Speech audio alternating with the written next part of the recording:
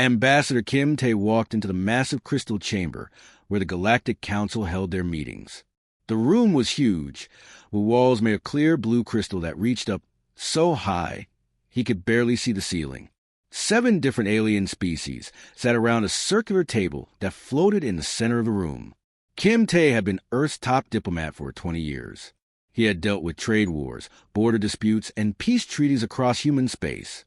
But this was his first time meeting the Galactic Council face-to-face.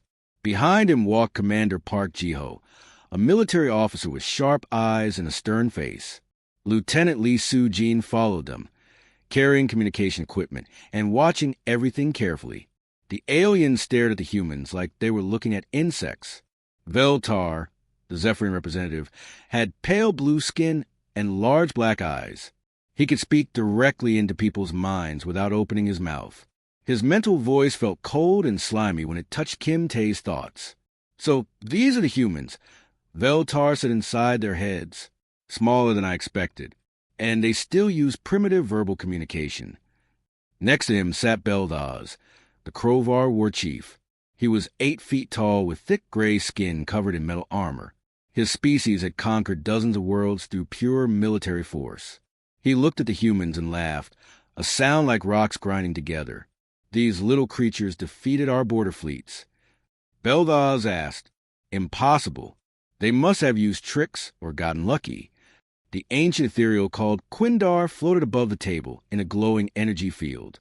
His species was so old that they had given up physical bodies millions of years ago. He existed as pure thought and energy, looking down on younger races like a parent watching children play. "The human species shows concerning aggressive tendencies," Quindar said, his voice echoing from everywhere at once. "They expand too quickly. They fight too often. They resist proper guidance from their betters." Kim Tae sat down in the chair provided for him. It was smaller than the alien seats, another small insult. He had expected this kind of treatment.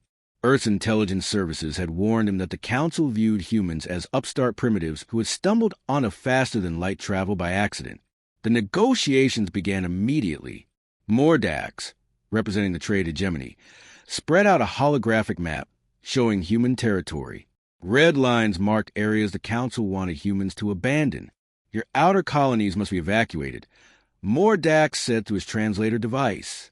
17 worlds, including your industrial centers at Kepler 442 and Proxima Centauri. These systems are too close to establish Council space. Park Ji-ho leaned forward. "Those colonies house over 50 million people. We cannot simply abandon them." Veltar's mental laughter felt like ice water in their minds. 50 million primitives. The Council worlds each house billions of advanced beings. Your concerns are noted but irrelevant. The hegemony representative continued reading terms. "Your military fleet will be reduced by 75%. Remaining vessels will be monitored by Council peacekeepers. All weapons research must be approved by Council scientists." Furthermore, added another alien called Zixanel, whose tentacles writhed as he spoke, "Human reproduction rates must be controlled. Your species breeds too rapidly for a civilized galaxy." Kim Tae felt anger burning in his chest, but his face remained calm. Years of diplomatic training had taught him to hide his emotions. Behind him, he heard Park Ji-ho's breathing become sharp and controlled. Lee Soo-jin's fingers moved quietly across her communication device, recording everything. Beldaz stood up, his armor clanking. "The humans should be grateful we offer terms at all. My forces could crush your pathetic fleets in days. Your technology is centuries behind ours. Your weapons are toys compared to our battle systems." "Perhaps," suggested Veltar, "relocation to designated reservation worlds would benefit everyone. Humans seem happier when their aggressive tendencies are properly contained and supervised." The word contained hung in the air like poison. Kim Tae saw his reflection in the crystal walls. He looked small and fragile compared to the massive aliens around him. That was exactly what they wanted him to feel. Quindar floated closer, his energy field crackling. "These terms ensure galactic stability. Younger races must accept guidance from their elders. It is the natural order. Your people will be given meaningful work," Mordax added. mining operations, agricultural support, basic manufacturing under council supervision. Simple tasks suitable for your developmental level. Kim Tae finally spoke, his voice steady and quiet. These terms require careful consideration. We need time to discuss them with Earth's government. The aliens laughed. Beldaz slapped the table, so hard it cracked. Time? You should be thanking us. We could have simply taken your worlds by force. Instead, we offer you the chance to surrender peacefully. Surrender? Veltar repeated in their minds. Such an appropriate word for this situation. Lee Soo-jin caught Kim Tae's eye and nodded slightly. Her equipment had recorded everything and transmitted it to human ships throughout the galaxy. Soon, every human colony, every fleet commander, every government official would know exactly how the Galactic Council viewed humanity. The session ended with the Council expecting an answer within 3 days. As the humans left the crystal chamber, alien laughter followed them down the corridor. None of the council members noticed Lee Soo-jin's final transmission, a single coded message that reached across the galaxy faster than light itself. The message contained just 2 words: execute withdrawal. The next morning, Kim Tae returned to the crystal chamber with his team. The aliens were already waiting, looking pleased with themselves. They had spent the night preparing what they called their final generous offer. The holographic displays showed new maps with even more human territory marked for surrender. Veltar's mental voice slithered into their minds before they even sat down. We hope you have considered our kindness carefully. These new terms are even more favorable to your primitive species.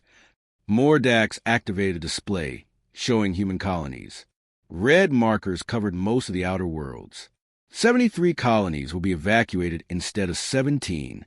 This gives you more time to relocate your people properly. Park Ji-ho gripped his datapad so hard his knuckles turned white. 73 colonies? That's over 200 million people. Beldaz laughed, his armor rattling. Numbers mean nothing. Quality matters more than quantity. 1 council citizen is worth 1,000 humans. The ethereal Quindar floated lower, his energy field pulsing. Your species reproduces too quickly. Population control is necessary for galactic harmony. We have decided that human families may have only 1 child. Lee Soo-jin stopped typing on her device. Her mouth fell open slightly before she controlled her expression. Behind her calm face, her mind was racing. She began sending urgent coded messages to human ships across the galaxy. Another alien called Hashvel spoke through his translator. Human education must also be reformed. Your children will attend council schools where they learn proper civilized behavior. No more teaching of human history or culture. These things only encourage your aggressive tendencies. Furthermore, Zixel added, his tentacles waving, interbreeding between humans and other species is forbidden. Your genetic line must remain isolated to prevent contamination of advanced bloodlines. Kim Tae sat perfectly still, his face showing nothing. Inside, he felt something cold and dangerous growing in his chest. 20 years of diplomacy had taught him patience. But some lines should never be crossed. Veltar continued his mental broadcast. We have also decided that humans are genetically unsuited for leadership positions. All government roles will be filled by council appointees. Your people will be much happier following orders instead of making difficult decisions. Mordax smiled, showing pointed teeth. Think of it as evolution. Lower species naturally serve higher ones. Humans will find peace in accepting their proper place. The chamber fell quiet for a moment. Then Beldaz spoke again, his voice booming. Your females will be assigned to council breeding programs. We need to study human reproduction to ensure proper population control. Park Ji-ho started to stand up, his face flushing red with anger. Kim Tae caught his arm and gently pulled him back down. But something had changed in the ambassador's eyes. The diplomatic mask was cracking. Quindar's ancient voice echoed through the room. These terms are not negotiable. You will accept them or face the consequences. Your species exists at our pleasure. Pleasure, Veltar repeated in their minds. Such an amusing concept. Do insects feel pleasure when humans decide not to step on them? The aliens laughed again, the sound echoing off the crystal walls. They had pushed and pushed, enjoying every moment of human discomfort. They saw the humans as defeated already, just waiting to be told what to do. Kim Tae slowly placed his hands on the table. His movements were careful and precise, like a surgeon preparing for an operation. The chamber grew quiet as everyone watched him. "No," he said simply. Beldaz leaned forward. "What did you say?" Kim Tae stood up, his chair sliding back silently. "I said no. The human delegation withdraws from these negotiations. All diplomatic staff will leave council space within 72 standard hours." The silence that followed was complete. Even the background hum of the crystal chamber's systems seemed to stop. Then the laughter began again, louder than before. Veltar's mental voice was full of cruel amusement. Running away? How predictable. Humans always flee when faced with superior force. "You cannot withdraw," Mordak said, still smiling. "Where will you go? We control most of the galaxy. You are surrounded." Kim Tae began gathering his materials with slow, deliberate movements. Park Ji-ho and Lee Soo-jin flanked him, their faces hard as stone. Lee Soo-jin's fingers moved rapidly across her communication device, sending final coded bursts to ships throughout human space. Beldaz stood up, his massive form casting a shadow over the human delegation. "This is fear talking. You know you cannot fight the council. Surrender now and we may show mercy." Kim Tae stopped at the chamber doors and turned around one last time. The aliens were all watching with expressions of smug satisfaction. They thought they had won through intimidation. "You have 72 hours to remove all council assets from human territory," Kim Tae said, his voice carrying clearly through the vast space. "After that deadline passes, we will consider any council presence in our space to be a hostile invasion." Quindar's laughter was like the sound of breaking glass. "Threats from insects? How amusing." Kim Tae looked directly at each alien representative in turn. "This is not a threat. This is information. Do with it what you will." The human delegation walked out of the crystal chamber. Behind them, alien laughter echoed off the walls. None of them noticed that Lee Soo-jin had left a small device attached to her chair. It would continue transmitting for exactly 71 hours and 59 minutes. Just long enough to hear their reaction to what came next. 3 days passed like a hell breath across the galaxy. In the Council's main intelligence center, Veltar floated before a massive screen that showed star maps of known space. Red dots marked human colonies, trade routes, and military positions. Or at least they had 3 days ago. Now the screen was mostly empty. "Report status," Veltar demanded, his mental voice sharp with irritation. Zixenael's tentacles writhed nervously as he checked his instruments. "All human diplomatic stations evacuated on schedule, sir. Their trade convoys have stopped moving. Communication channels are completely silent." "Good." Beldaz growled from his position near the tactical display. "The cowards are hiding in fear." Exactly as expected. But something felt wrong to Veltar. He had dealt with defeated species before. They usually begged, pleaded, or tried to negotiate better terms. They did not simply vanish. Hashvel entered the center carrying data tablets. "Sir, we have unusual readings from human territory. Energy signatures we have never seen before. Some of their industrial worlds are showing massive power increases." Veltar studied the readings. The numbers made no sense. New Sol, a simple farming colony, was suddenly producing more energy than a military shipyard. Kepler Station, which had been a small mining outpost, now showed industrial output that matched major council worlds. "Equipment malfunction," Beldaz said dismissively. "Primitive human technology breaking down. Nothing more." Zixenael checked another instrument panel. "Sir, we have lost contact with 17 deep space monitoring posts, all in sectors near human territory." "Lost contact how?" Veltar asked. "Unknown, sir. The stations were functioning normally. Then their signals simply stopped. No distress calls, no energy signatures indicating destruction. They just went silent." The ancient ethereal Quindar materialized in the center of the room, his energy field flickering with concern. "Show me the tactical display." The holographic map appeared, showing the current positions of all known forces. Council fleets were marked in blue, maintaining their normal patrol patterns. But where human ships should have appeared, there was nothing. "Where are their fleets?" Quindar asked. Zixanael's voice became smaller. "We do not know, Ancient One. 3 days ago, our scouts reported over 300 human vessels near the Arcturus Junction. Standard patrol formations. Then they disappeared. Destroyed. No debris detected. No energy signatures from weapons fire. They simply vanished from our sensors." Veltar felt a cold sensation spreading through his consciousness. In his long experience, enemies did not simply disappear. They either ran away, leaving clear sensor trails, or they died, leaving wreckage. But the humans had done neither. More reports came in throughout the day. Council trade ships found human space stations abandoned but undamaged. Colonies that should have been bustling with activity showed no life signs. It was as if millions of humans had simply stepped out of reality. Perhaps they evacuated to their core worlds, suggested Mordax during the evening briefing, gathering their forces for a final desperate defense. But when Council scouts approached human core systems, they found the same thing. Empty space where a thriving world should have been. Not destroyed, not damaged, just gone. Far away from Council space, in a dimension that existed alongside normal reality but remained invisible to primitive sensors, Major Kong Hygiene sat in the command center of Sanctuary Station. Around her, holographic displays showed the true positions of human forces.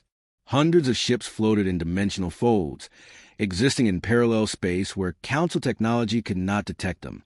Entire colonies had been shifted into pocket dimensions, their populations safe and continuing their lives in spaces that overlap with normal reality but remained hidden. Phase 1 complete, she reported into her communication device. All human assets successfully relocated to dimensional safe zones. Council forces are searching empty space. On her main screen, she watched Council ships moving through areas where human fleets had been days before. The aliens flew careful search patterns, their sensors sweeping desperately for any sign of human presence. They found nothing because there was nothing to find in their dimension. Captain Choi Minho appeared on another display, reporting from the hidden military command station. Industrial production at 150% capacity. New weapon systems coming online ahead of schedule. The Council gave us exactly what we needed. "What did we need?" asked Lieutenant Song Eun-ji from her position at the science station. Choi Minho smiled grimly. "Time and motivation. 3 days to move our entire civilization out of their reach. And enough insults to make sure every human understands what we are fighting for." Back in Council space, Veltar stared at the empty tactical display with growing unease. In over 1,000 years of life, he had never encountered anything like this. Species did not simply vanish from existence. Beldaz was becoming frustrated. Send battle fleets to their remaining colonies. Force them to reveal their positions. But when the fleets arrived at human worlds, they found nothing to attack. Planets that had housed millions now orbited their stars empty and silent. No signs of evacuation, no evidence of destruction. As if the humans had never existed at all. How do you make an entire species disappear? Zixanael whispered to himself as he stared at the sensor readings. In her dimensional command center, Khan Hygiene heard the intercepted Council communications and smiled. "You do not make them disappear," she said to the darkness around her. "You teach them to hide in places you never knew existed." The silence stretched across space like a growing shadow, and the Council was finally beginning to understand that they had awakened something far beyond their comprehension. 2 weeks passed without a single word from human space. The silence was becoming unbearable for the Galactic Council. In their emergency meeting chamber, representatives from all 7 species gathered around holographic displays, showing increasingly disturbing reports. Hashvel's normally steady voice shook as he read from his data tablet. Trade disruptions are spreading across 12 systems. The humans provided 70% of our quantum resonance crystals. Without them, our faster-than-light communications are failing. Veltar floated above the table, his mental projections flickering with anxiety. Impossible. They were a primitive species. How could they control such critical resources? They also supplied rare metals for our ship construction, added another trade coordinator, medical supplies for our outer colonies, even food products that our people had grown to depend on. The reports kept coming. Human-made components were found in Council technology everywhere. Navigation systems, weapon targeting computers. Even the life support systems in their space stations contain human-designed parts. Beldaz slammed his armored fist on the table. Enough! They are hiding like cowards. I will take my battle fleet and drag them out of whatever hole they have crawled into. The Krovar war chief assembled his most powerful ships, 300 vessels of war, equipped with weapons that could destroy entire planets. His flagship alone carried enough firepower to level a moon. They traveled to Kepler 442, where the human agricultural colony of New Sol had housed 2 million people. It was one of humanity's most important food production centers, supplying crops to dozens of systems. When Beldaz's fleet arrived, they found empty space, not destroyed space, not the debris field of a dead world, just emptiness where a planet should have been orbiting its star. Scanning for the planet, reported his tactical officer, a young Krovar named Riktar. Sir, sensors show no planetary mass in this system. No asteroid field, no debris, no energy signatures. Beldaz stared at the display screen. That is impossible. Planets do not simply vanish. Where is New Sol? Unknown, sir. According to our star charts, there should be a planet here, but there is nothing, as if it never existed.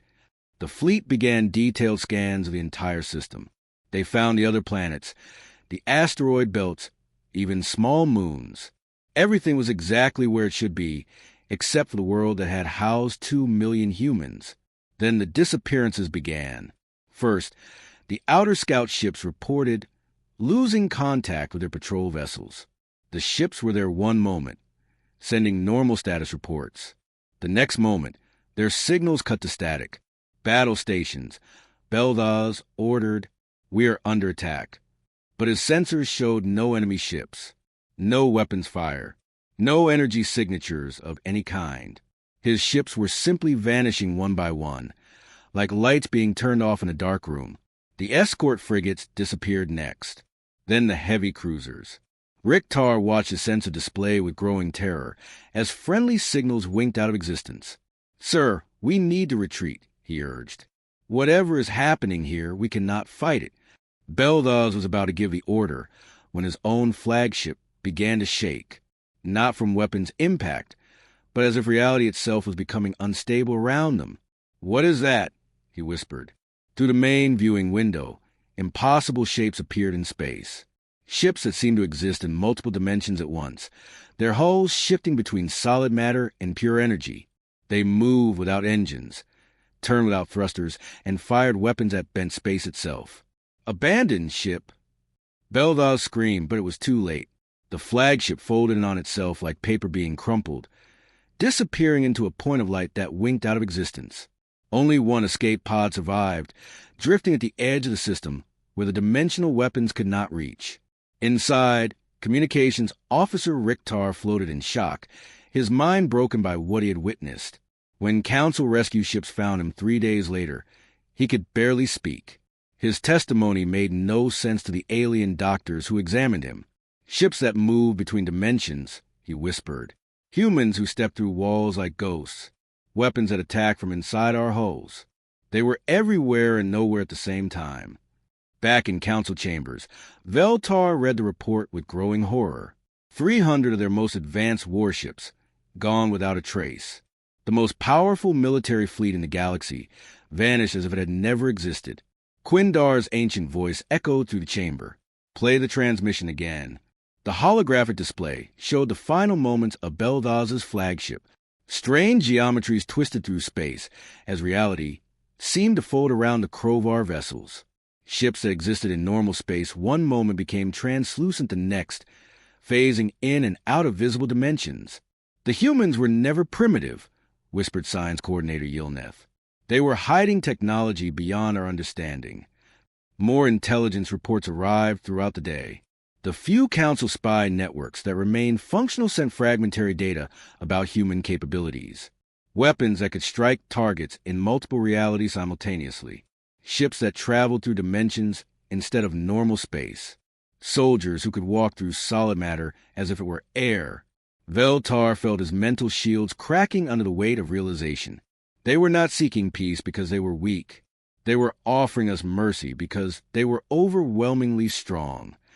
In her dimensional command center, Dr. Song Eun-ji watched the Council's panic with cold satisfaction. Around her, the evacuated population of New Seoul continued their lives in a parallel space that primitive sensors could never detect. Ready Phase 2, she ordered her subordinates. Time to show them what humanity really looks like when we stop pretending to be harmless. The recovered data fragments painted a picture that no Council member wanted to believe. In the emergency analysis chamber, Quindar floated before the main display screen, while alien scientists worked desperately to understand what had destroyed their most powerful fleet.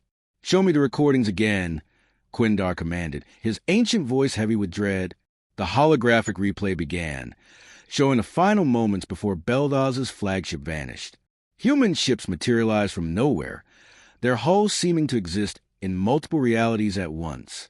They moved through space like ghosts, solid one moment and translucent the next. Yilnev, the Council's head scientist, pointed at the display with a trembling appendage. "Look at their weapon systems. They are not firing energy beams or projectiles. They are manipulating space itself." The recording showed impossible things. Human weapons that struck Krovar ships from inside their own hulls. Soldiers who walked through armor plating as if it were empty air. Vessels that folded space around themselves, existing in normal reality and parallel dimensions simultaneously. "This is not primitive technology," Yilnev whispered. "This is beyond anything we have ever seen. They are manipulating the fundamental structure of reality itself." Veltar studied the tactical analysis reports spread across the table before him. Each page revealed another layer of deception. The humans were never hiding from us. They were studying us, learning our capabilities while concealing their own. More evidence emerged from the intelligence archives. Human trade delegations had visited Council worlds for decades, always appearing slightly inferior in their technology. Their ships were slower, their weapons weaker, their defensive systems primitive compared to Council standards.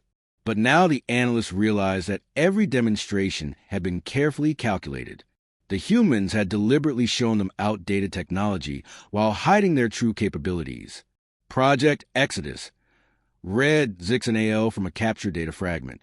The ability to relocate entire populations between dimensional layers. They can move planets, fleets, entire civilizations into parallel space where our sensors cannot detect them. The implications were staggering. Every human colony, every ship, every military installation could be hidden in dimensional folds that the Council did not even know existed. They were fighting an enemy that could appear anywhere and disappear instantly. Hashvel entered the chamber, carrying more disturbing reports. "Sir, we have analyzed the energy signatures from human space. They have been building weapons and ships for decades using technology we cannot comprehend. Their industrial capacity is at least 50 times larger than we estimated." 50 times? Veltar's mental voice cracked with disbelief. The dimensional factories exist in parallel space. They have been mass-producing advanced warships in hidden dimensions, while we thought they were barely managing to build simple cargo vessels. Quindar processed this information with the weight of millions of years of experience. In all his existence, he had never encountered a species capable of such sophisticated deception. They have been planning this for generations. Every diplomatic contact, every trade agreement, every cultural exchange was part of their intelligence gathering. The worst realization came when they examined human behavior during the peace negotiations. Ambassador Kim Tae had never once threatened the Council or displayed anger at their insulting terms. He had simply listened, recorded everything, and walked away when they pushed too far. He knew, Veltar said suddenly. Kim Tae knew exactly what his species was capable of. He was giving us a chance to negotiate fairly before they revealed their true strength. The chamber fell silent as the council members understood what they had done. They had insulted, threatened, and humiliated a species that possessed technology beyond their understanding. They had mistaken mercy for weakness and kindness for fear. Alarms suddenly blared throughout the facility. On the main screen, space itself began to ripple and distort around the council's home system. Reality seemed to fold as massive structures materialized from dimensional space. Human ships appeared by the thousands. Not the small, primitive vessels the council remembered, but massive constructs that dwarfed even their largest battle stations. Each ship pulsed with energy that made the space around it shimmer like heat waves. The council members stared in horror as more fleets continued to materialize. The humans had surrounded their most important systems with overwhelming force, appearing from dimensions the council could not access or defend against. Then the communication screen activated, showing a simple human face. Admiral Yoon Jae-sung looked directly at them with calm, dark eyes that held no anger, no hatred, only the steady resolve of someone who had tried patience and found it insufficient. "Galactic Council," he said, his voice echoing through their chamber with quiet authority. "Your 72-hour grace period has expired. You've been weighed, measured, and found wanting." Behind him, space continued to ripple as more human forces revealed themselves.